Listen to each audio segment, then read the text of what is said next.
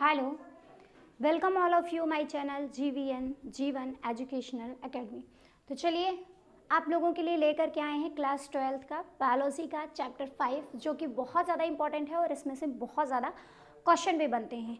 कौन सा है चैप्टर का नाम है वंशागति आणविक आधार। वंशागति का आणविक आधार यानी कि molecule basis of inheritance, molecular basis of inheritance, यानी कि इनहेरिटेंस का जो मॉलिक्यूलर बेस है वो क्या है, यानी कि जो वंशागति का आणविक आधार है वो क्या है, यानी कि वंशागति किस आधार पर होती है, उसकी आणविक संरचना क्या है।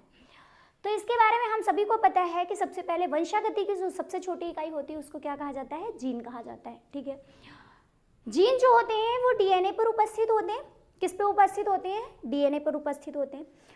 वैज्ञानिकों ने कहा भी है कि जो जीन होते हैं वो डीएनए में इस तरीके से होते हैं जैसे कि माला में मोती पिरोए होते हैं। आप लोगों ने देखा होगा कि माला में मोती किस तरीके से पिरोए होते हैं। तो माला को हमने ले लिया डीएनए और उसमें जो मोती है वो क्या हो गए, जीन। तो इसका कहने का मतलब ये है जीन किस में उपस्थित होते हैं, डीएनए पे। तो वंशागति की सबसे छोटी इकाई क्या है, जीन है। ठीक है, तो आज फिलहाल हम आपको इसमें ये बताने वाले हैं कि इस टॉपिक के मेन इंपॉर्टेंट क्वेश्चंस कौन कौन से हैं और किस टॉपिक के अंदर वेरी शॉर्ट वाले कौन से क्वेश्चंस बनते हैं। ये तो मैंने फिलहाल मेन टॉपिक रख दिया है जिनमें से ज़्यादातर करके लॉन्ग के ही क्वेश्चन बनते हैं। जैसे कि सबसे पहला टॉपिक है डीएनए। तो डीएनए क्या है? अनुवांशिक पदार्थ है, सभी को पता है। ठीक है, लेकिन डीएनए का फुल फॉर्म डीऑक्सीराइबोन्यूक्लिक एसिड है, ये भी सभी को पता है। बट क्या होता है, डीएनए की आणविक संरचना क्या है और डीएनए की द्विकुंडलीय संरचना क्या है। ठीक है, पॉलीन्यूक्लियोटाइड्स दो श्रृंखलाओं से मिलकर के बना होता है। तो इन पॉलीन्यूक्लियोटाइड श्रृंखलाओं से जिस प्रकार के मिलकर के बना होता है, तो पॉलीन्यूक्लियोटाइड की जो दो श्रृंखलाएं होती हैं जो आपस में जुड़ी होती हैं, उनकी संरचना को हम जानेंगे इस वाले टॉपिक में। दूसरा क्या होता है, जब वो दोनों श्रृंखलाएं आपस में जुड़ती हैं तो एक द्विकुंडलन बना लेती हैं, यानी कि डबल हेलिक्स बना लेती हैं। तो इस वाली संरचना को किसने दिया था, वॉटसन एंड क्रिक ने। तो डीएनए की द्विकुंडलीय संरचना के बारे में जानेंगे। ठीक है, अब इसी में से जब हम आणविक संरचना पढ़ेंगे तो इसी में से हम जानेंगे न्यूक्लियोटाइड्स और न्यूक्लियोसाइड्स क्या होते हैं। मोस्ट इंपॉर्टेंट क्वेश्चन है, वेरी शॉर्ट में पूछा जाता है डिफरेंस बिटवीन करके कि न्यूक्लियोटाइड और न्यूक्लियोसाइड में क्या अंतर है। ठीक है, इसके अलावा क्या है कि जो है इसमें ये आता पूछा जाता है कि प्यूरिन और परिमिडीन क्या है, ये भी शॉर्ट में पूछा जाता है। तीसरा क्वेश्चन इसमें ये पूछा जाता है कि डीऑक्सीराइबोज शुगर की संरचना बनाइए और राइबोज शुगर की संरचना बनाइए। ये सब इसी टॉपिक के अंदर हम लोग जानेंगे। ठीक है, इससे क्वेश्चन लॉन्ग में ऐसे बनता है कि डीएनए की वास्तविक संरचना को किसने दिया था और वो वास्तविक संरचना है क्या। तो डीएनए की वास्तविक संरचना किसने दिया था, वॉटसन एंड क्रिक ने दिया था। और ये क्या है, डीएनए की द्विकुंडलीय संरचना है।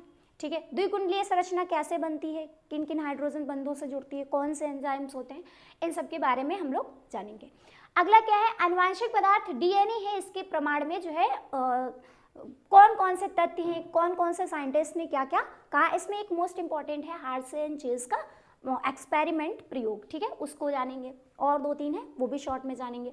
तो अनुवांशिक डीएनए के प्रमाण क्या है, यानी कि the proof of DNA is a genetic material. हमें प्रूफ देना है कि DNA is a genetic material. इसमें से डायरेक्ट पूछ लिया जाता है what is the हार्से and Charles experiment that explain that proof that DNA is a genetic material. ठीक है, तो इस तरीके से क्वेश्चन आप लोगों का बन सकता है। ऐसे क्वेश्चन बन सकता है हार्से और चेज का प्रयोग क्या है और वह क्या सिद्ध करता है, क्या वह यह सिद्ध करता है कि डीएनए एक अनुवांशिक पदार्थ है। तो ऐसे क्वेश्चन बनेंगे। तीसरा कौन सा है, प्रतिकृतिकरण क्या है। प्रतिकृतिकरण को क्या कहते हैं, रेप्लिकेशन कहते हैं। ठीक है, तो प्रतिकृतिकरण क्या होता है, प्रति मतलब दूसरे और कृति का मतलब निर्माण होना। तो इस प्रोसेस को क्या कहते हैं, प्रतिकृतिकरण। इंग्लिश में देखें रीप्लिकेशन। तो री और प्लिकेशन यानी कि पुनः फिर से क्या हो रहा है, उसका एप्लीकेशन हो रहा है, तो रेप्लिकेशन। इसमें क्या होता है कि जब डीएनए हमारा दो पार्टों में टूटता है, डीएनए का निर्माण खुद होता है। डीएनए की क्वालिटी होती है कि डीएनए जो होता है अपना जो निर्माण होता है वो क्या करता है, खुद करता है। डीएनए की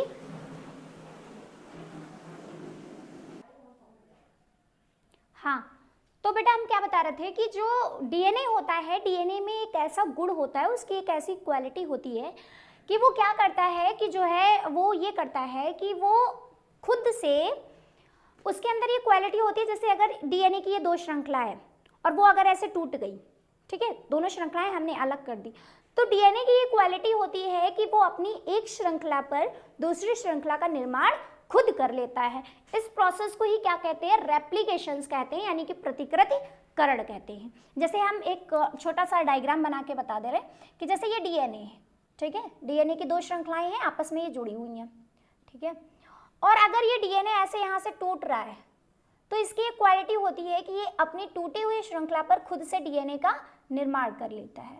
तो इसी प्रोसेस को क्या कहते हैं, डीएनए रेप्लिकेशंस कहते हैं। इसके बारे में जानेंगे, कौन से एंजाइम्स होते हैं, क्या प्रोसेस होता है, कैसे ये जुड़ता है, कैसे ये टूटता है, सबको जानेंगे। इसी में एक आता है डीएनए का अर्ध संरक्षी गुण, semi conservation of DNA. DNA का अर्ध संरक्षी गुण जो है इसी में हम पढ़ेंगे, सेमी कंजर्वेशन ऑफ डीएनए। अगला कौन सा है, डीएनए पैकेजिंग।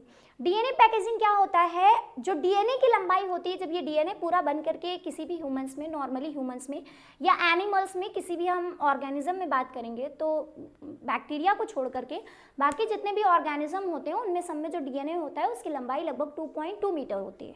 2.2 मीटर का आप लोग समझ रहे होंगे बहुत ज़्यादा हो जाता है, ठीक है। नॉर्मली हम लोगों की जो लंबाई है वो 152 है, 53 है, 54 है, यानी कि अगर देखा जाए तो 1.5 मीटर, ठीक है, और 2 मीटर तो बहुत लंबा हो गया। और उसमें जो न्यूक्लियस और जो सेल होती है, अब हमारी बॉडी, खुद की जो बॉडी है पता नहीं कितने उससे मिल करके बनी हुई है, सेल से मिल करके, यानी कि कोशिका से मिल करके बनी हुई है। अब उस सेल को हम माइक्रोस्कोप से देखते हैं, सेल नॉर्मली नहीं दिखती है, तो सेल के अंदर प्रेजेंट जो न्यूक्लियोसोम होगा वो हमें कैसे नॉर्मली दिखेगा, वो नहीं दिखेगा, तो वो भी बहुत छोटा होता है और उसकी जो होती है 10⁻⁻⁻⁻⁶, यानी कि बहुत कम उसका जो होता है डायमीटर होता है, यानी कि व्यास होता है, उसका व्यास बहुत कम होता है। तो इसलिए क्या होता है कि अब 2.2 मीटर लंबा, यानी कि 2 मीटर से भी ज़्यादा लंबा डीएनए और 10⁻⁻⁶ जो कि 1 मीटर से बहुत ज़्यादा कम, मिलीमीटर, सेंटीमीटर से बहुत ज़्यादा कम केंद्रक में, जो कि हम इस केंद्रक को नॉर्मली देख भी नहीं सकते, उससे छोटे से केंद्रक में उसको फिट करना है। तो ये एक प्रोसेस के दौरान होता है, जिस प्रोसेस को ये क्या कहते हैं, डीएनए पैकेजिंग कहते हैं। अब डीएनए पैकेजिंग में ही हम लोग जानेंगे कि न्यूक्लियोसोम्स क्या होता है, और उसके बाद में हिस्टोन प्रोटीन क्या होती है, और जो है क्रोमैटिन क्या होता है, और गुणसूत्र का निर्माण कब होता है और गुणसूत्र क्या है, ठीक है। उसके बाद में जानेंगे आरएनए। आरएनए क्या होता है, सभी को पता है, जैसे डीएनए को बोलते हैं डीऑक्सीराइबोन्यूक्लिक एसिड, उसी तरीके से आरएनए को क्या कहा जाता है, राइबोस न्यूक्लिक एसिड। इतना फर्क होता है। दूसरी चीज़, ये द्विकुंडली में होता है, ये सिंगल कुंडली में होता है। तो इसको हम लोग जानेंगे कि आरएनए का निर्माण किस प्रकार से होता है, और आरएनए वास्तव में क्या है, क्या आनुवांशिक पदार्थ है, क्या जो है, या है क्या आनुवांशिक पदार्थ है कि नहीं है, इस सब के बारे में, आरएनए के बारे में पूरा चर्चा करेंगे डिटेल में, और आरएनए कितने प्रकार से होते हैं, आरएनए क्या काम करता है, ये सब कुछ जानेंगे, ठीक है। तो मोटा इसमें बता दे रहे हैं, आरएनए पहले आनुवांशिक पदार्थ था, परंतु जब ये स्थायी हो गया, स्टेबल हो गया, तो अब ये आरएनए आनुवांशिक जेनेटिक मटेरियल नहीं रहा है, ठीक है। लेकिन अभी भी कुछ वायरसों में जो विषाणु होते हैं, वायरस होते हैं, सम वायरसेस, उनमें ये जो होता है आरएनए पाया जाता है एज ए जेनेटिक मटेरियल्स के रूप में। बाकी ह्यूमंस में तो बिल्कुल भी नहीं पाया जाता है, मैमल्स में भी नहीं पाया जाता है, स्तनधारियों में भी नहीं पाया जाता है, तो ये जेनेटिक मटेरियल के रूप में नहीं पाया जाता है। दूसरा, आरएनए 3 प्रकार के होते हैं, और आरएनए से ही किसका निर्माण होता है, प्रोटीन का होता है, ठीक है। तीसरा आता है अनुलेखन। ये आरएनए किस प्रकार से बनता है, उस प्रोसेस को कहते हैं अनुलेखन, जिसको कहा जाता है ट्रांसक्रिप्शंस। ध्यान से देखना बेटा, एक चीज होती है ट्रांसक्रिप्शंस। ट्रांसक्रिप्शंस का मतलब क्या होता है कि एक चीज का क्या होना, कि फोटोकॉपी होना, क्या होना, फोटोकॉपी होना। तो फोटोकॉपी होने की प्रोसेस आप सभी लोग जानते हैं, उसको क्या कहते हैं, अनुलेखन। तो जो ये अनुलेखन ट्रांसक्रिप्शन की प्रोसेस होती है वो कहाँ पे होती है, डीएनए पे, और डीएनए पर जब ट्रांसक्रिप्शंस यानी कि अनुलेखन की प्रक्रिया होती है तो किसका निर्माण होता है, आरएनए का। तो इसमें हम जानेंगे अनुलेखन प्रक्रिया। दूसरा जानेंगे अनुवांशिक कोड क्या होते हैं। जो न्यूक्लियोटाइड्स में, जब ये हम डीएनए अणु पढ़ेंगे तो इसमें पढ़ेंगे न्यूक्लियोटाइड्स। न्यूक्लियोटाइड्स में प्रेजेंट होते हैं क्षार। क्षारों के ही जब 3 बेसेस हमारे, 3 क्षार यानी कि 3 बेसेस हमारे एक ग्रुप फॉर्म में होंगे तो उसको क्या कहा जाता है, जेनेटिक कोड कहा जाता है, अनुवांशिक कोड कहा जाता है। और ये क्या होता है, स्पेसिफिक एमिनो एसिड के निर्माण के लिए जाना जाता है, स्पेसिफिक अपने कैरेक्टर को शो करता है, ठीक है। तो इसको क्या कहते हैं, अनुवांशिक कोड। दूसरा, आनुवंशिक कोड के भी बारे में जानेंगे, कितने प्रकार से होते हैं। प्रारंभिक प्रकोड जिनको प्रोमोटर कोड बोलते हैं, है ना, उसके बाद में समापक प्रकोड होते हैं जो कि टर्मिनेटर होते हैं, यूनिवर्सल कोड होते हैं, वो सब जानेंगे, ठीक है। प्रोटीन संश्लेषण को स्थानांतरण कहते हैं, ठीक है। प्रोटीन सिंथेसिस को और इंग्लिश में कहते हैं ट्रांसलेशन। एक मैंने देखा था ट्रांसक्रिप्शन और एक हम देख रहे हैं ट्रांसलेशन। एक हमने देखा था अनुलेखन और एक हमने देखा था स्थानांतरण, ठीक है। अनुलेखन में क्या होता है कि फोटोकॉपी होता है, यानी कि ट्रांसक्रिप्शन में क्या होता है, फोटोकॉपी होता है। लेकिन वहीं पे स्थानांतरण में क्या होगा, जो हमारा ट्रांसलेशन है उसमें क्या होगा, जैसे इंग्लिश टू हिंदी में कन्वर्ट हो गया या हिंदी टू इंग्लिश में ट्रांसलेशन आप सभी लोग करते हैं ना, बनाते हैं इंग्लिश में, Hindi to English, English to Hindi. Same process यहाँ पे भी है कि जो स्थानांतरण होता है उसमें क्या किया जाता है, उसका परिवर्तन, इसको हम परिवर्तन चेंजेस भी कह सकते हैं। तो क्या होता है कि mRNA में जितने भी mRNA, जैसे 3 प्रकार के RNA मैंने बताए, tRNA, mRNA, rRNA। तो जो mRNA होता है उसमें जो न्यूक्लियोटाइड्स होते हैं, न्यूक्लियोटाइड्स को जो, यानी कि ये जो कोड होते हैं आनुवंशिक जो जेनेटिक कोड्स होते हैं mRNA में, उनको क्या किया जाता है, एमिनो एसिड में कन्वर्ट किया जाता है। और एमिनो एसिड क्या है, एमिनो एसिड्स की सीरीज आपस में मिलकर के प्रोटीन का निर्माण कर लेती हैं और प्रोटीन में 20 टाइप्स के एमिनो एसिड होते हैं। तो इस प्रोसेस को हम लोग क्या कहते हैं, ट्रांसलेशन कहते हैं। यानी कि जो कि हमारे न्यूक्लियोटाइड्स हैं, न्यूक्लियोटाइड्स के बेसिस जो कि जेनेटिक कोड्स हैं, वो क्या हो रहे हैं, कन्वर्ट हो रहे हैं, यानी कि उनको क्या किया जा रहा है, ट्रांसलेट किया जा रहा है। किसमें ट्रांसलेट किया जा रहा है, यानी कि एमिनो एसिड में। किसमें चेंज किया जा रहा है, एमिनो एसिड में, जो कि प्रोटीन का निर्माण कर रहा है। इसलिए इस प्रोसेस को क्या कहते हैं, ट्रांसलेशन कहते हैं। अगला टॉपिक कौन सा है, जीन अभिव्यक्ति का नियमन। जीन अभिव्यक्ति का क्या होता है, रेगुलेशन ऑफ जीन एक्सप्रेशन। कब जो है जीन एक्सप्रेशन होता है, उसका रेगुलेशन किस प्रकार से होता है, इस प्रोसेस को कहा जाता है जीन अभिव्यक्ति का नियमन। कई जगहों पे होता है, जीन जहां जहां पे शो होगा ना, वहां पे हम कहेंगे कि जीन अभिव्यक्ति का नियमन है, जीन अभिव्यक्ति हो रहा है। जीन क्या हो रहा है, एक्सप्रेशन हो रहा है। जीन का क्या हो रहा है, expression of gene expression. Gene का क्या हो रहा है, एक्सप्रेशन हो रहा है। कहाँ कहाँ पे होता है, एक तो तब होता है कि जब हमारा mRNA का, यानी कि RNA का निर्माण हो, एक तब होगा जब RNA से प्रोटीन का निर्माण हो, और एक तब होगा जब हमारा क्या हो, रेप्लिकेशन हो। तो जीन जो हमारा होता है, जीन कहाँ कहाँ पे इसका एक्सप्रेशन होता है, कहाँ कहाँ पे जो जीन होता है वो अभिव्यक्त होता है, यानी कि जीन अपने लक्षण कहाँ कहाँ पे जीन हमको दिखाई देते हैं।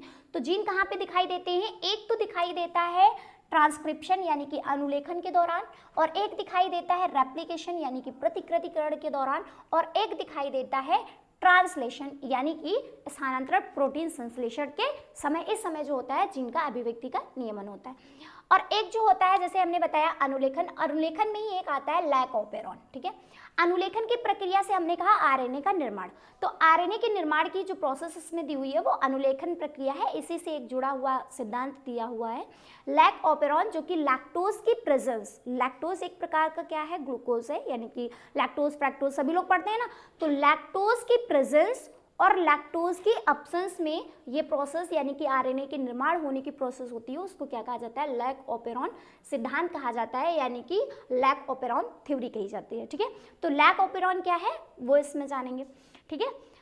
उसके बाद में आता है जीनोम। जीनोम क्या होता है कि किसी भी जीवों में प्रेजेंट ऑल टोटल जितना भी जेनेटिक मटेरियल्स होता है, यानी कि पूरा पूरा जेनेटिक मटेरियल्स, उसको क्या कहा जाता है, जीनोम कहा जाता है। यानी कि हम ये कह सकते हैं कि जितना भी जेनेटिक मटेरियल है, जीन है, डीएनए है, क्रोमोसोम्स है, कुछ भी है समथिंग, ठीक है, उन सबको हम लेकर के जेनेटिक मटेरियल, उसको क्या कहा जाता है, जीनोम कहा जाता है। और मानव जीनोम परियोजना क्या है कि एक ये परियोजना लाई गई थी, एक मतलब ये जो है प्रोजेक्ट लाया गया था कि इसमें ये जांच की गई थी, मतलब इस पे ये डिस्कस किया गया था, साइंटिस्टों ने इसके बारे में खोजा कि मानव में जो ह्यूमंस हैं उनमें कितने प्रकार के जो है जीन होते हैं, कितने प्रकार के क्षार होते हैं, या जो है कितने प्रकार के गुणसूत्र होते हैं, और एक्स गुणसूत्र में कितने जीन होते हैं, वाई गुणसूत्र में कितने जीन होते हैं। तो ये सब इसमें जो है इस मानव जीनोम परियोजना को लाया गया। मानव जीनोम परियोजना को लाने का एम क्या था, मतलब उद्देश्य क्या था, लक्ष्य क्या था, वो भी बताएंगे। मानव जीनोम की विशेषता क्या है, यानी कि इसमें मानव जीनोम में कौन कौन से कितने, यानी कि गुणसूत्र कितने हैं, जीन कितने हैं, ये सब इसमें बताएंगे, ठीक है। अगला आता है डीएनए अंगुली छाप।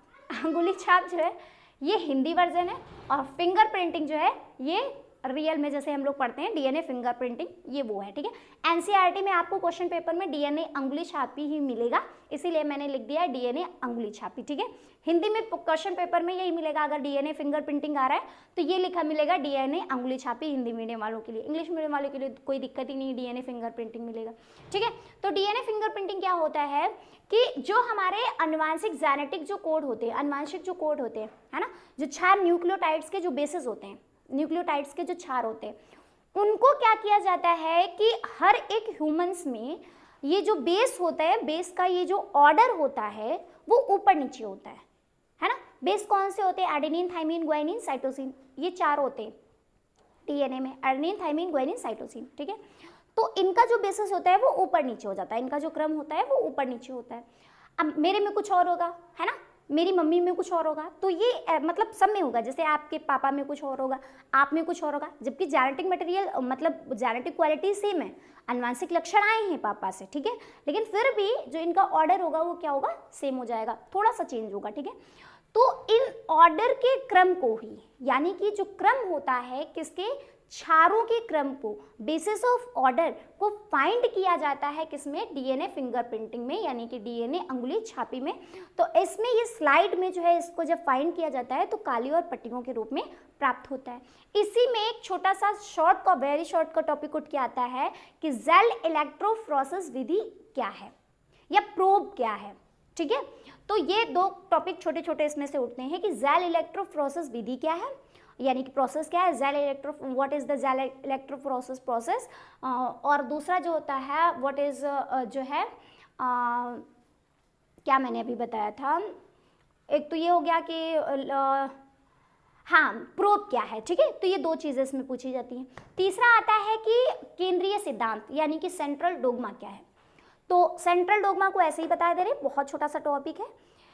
केंद्रीय सिद्धांत क्या होता है कि जो डीएनए हमारा कहाँ पे पाया जाता है? न्यूक्लियस में, और डीएनए जब हमारा होता है न्यूक्लियस से बाहर निकलता है कोशिका द्रव्य में, तो वो आरएनए बनकर के आता है, और आरएनए फिर किसका निर्माण करता है? प्रोटीन का, और प्रोटीन किसका निर्माण करता है? एंजाइम का।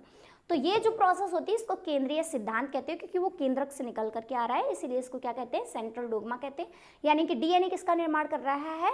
आरएनए का, और आरएनए किसका निर्माण कर रहा है? प्रोटीन, और प्रोटीन किसका निर्माण कर रहा है? एंजाइम्स का। तो ये पूरी प्रोसेस क्या कहलाती है? केंद्रीय सिद्धांत, सेंट्रल डोग्मा, इसको भी लिखवा देंगे, ठीक है। तो ये पूरे थे आप लोगों के टॉपिक्स, जिनके अंदर शॉर्ट भी बने हैं, वेरी शॉर्ट भी बने हैं, और लॉन्ग के भी क्वेश्चन बने हैं। तो इनको हम लोग एक एक टॉपिक करके क्या करेंगे? क्लियर करेंगे, ठीक है। तो चलिए इसको भी यहीं पे खत्म करते हैं, और कल आप लोगों का रहेगा नया टॉपिक जो कि है डीएनए की आणविक संरचना, ठीक है। लॉन्ग का रहेगा, लगभग आधे घंटे तक जाएगा, क्योंकि समझाने इसी से सब पूरे आगे जुड़े हुए हैं, तो इसको समझने में टाइम लगेगा, ठीक है। तो अभी इसको बंद करते हैं, तब तक के लिए थैंक यू, और चैनल पे बने रहिए, धन्यवाद।